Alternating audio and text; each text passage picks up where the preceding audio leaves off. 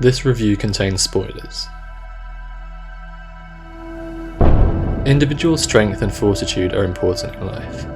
They make us happier, they make us safer, they make us better. And a common source of such strength comes from believing that you can cope by yourself without the help of anyone else. That's the strength that Julia develops in Murina.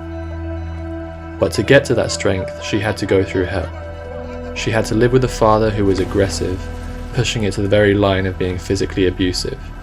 The push and pull and sheer collision of force in this relationship was at the heart of this coming-of-age film. In one scene, Ante, Julia's father, shuts Julia in a dungeon when she challenges him. But instead of giving up, she dives down into the deep, deep water. She risks death to escape, and when she does eventually escape, she no longer seems to know fear. She challenges her father in the open, she risks serious injury and even death, because she has seen death off already, and she knows that she can better it.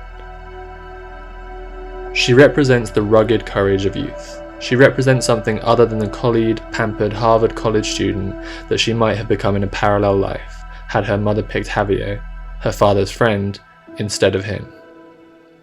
The backstory of the love triangle between her father, Javier, and her mother is also interesting, but it's never quite revealed what their history is or what the various iterations of it look like, only hinted at.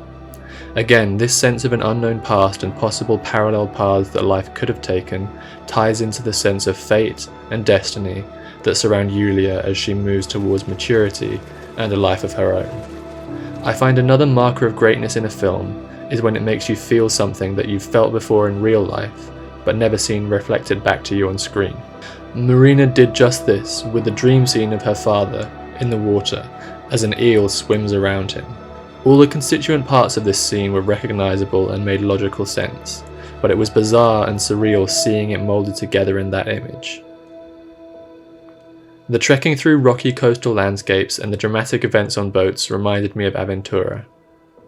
This sense of the landscape becoming a character also beautifully underlined Julia's struggles as to whether she would leave home and explore the world or remain in her paradise in Croatia.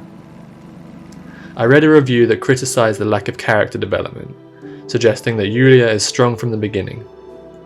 And while it's true that she is strong from the beginning, that she has the potential to stand up to her father, this is partly where the tension lies, because potentiality is not actuality, and I was constantly wondering, will she take hold of this potential and put her father in his place?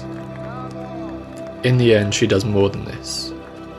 The big change in Julia is arguably that she learns that no one is going to save her. Not Javier, not her mother, no one. She has to use her potential to its fullest and save herself. Ultimately, the strength that Julia develops over the course of the movie is such that when she swims off into the middle of the ocean, I did not fear that she would die, but fully expected her to make it to whatever destination on Earth she wished to go to.